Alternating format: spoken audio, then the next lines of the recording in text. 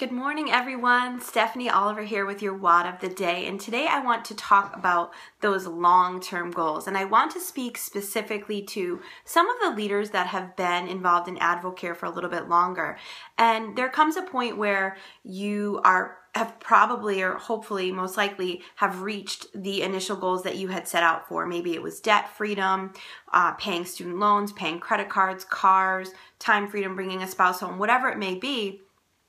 You may have reached that point in your business where those goals have been accomplished. Well, you know what? It's time for some new goals.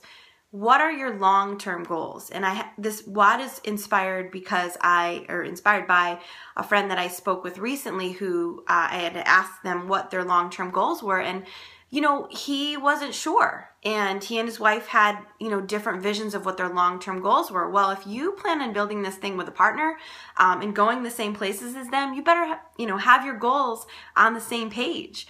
And so I really want to encourage everyone here, when you reach those higher levels and you've been able to reach those goals, you're also developing a team that has goals and dreams, and you've put those on your shoulders. Of course, that's how we help other people, and that's how we really build this business. However, you cannot forget about what you want, and you cannot forget about the dreams that you had as a child, or that maybe when you first started out that you wanted to accomplish.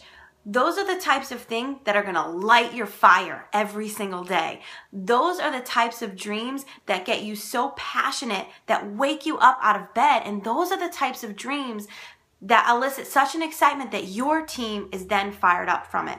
If you have the same story year after year after year and it's not changing, you're not motivating your team to go out and change their circumstances. Because if they see you not changing and not growing and not looking for new hopes and dreams and goals, they're not going to want to do that either. And they're not going to want to put you in front of their team and their prospects. Because if you can't fire yourself up, how are you going to fire anybody else up? So don't hide behind your team and don't hide behind other people.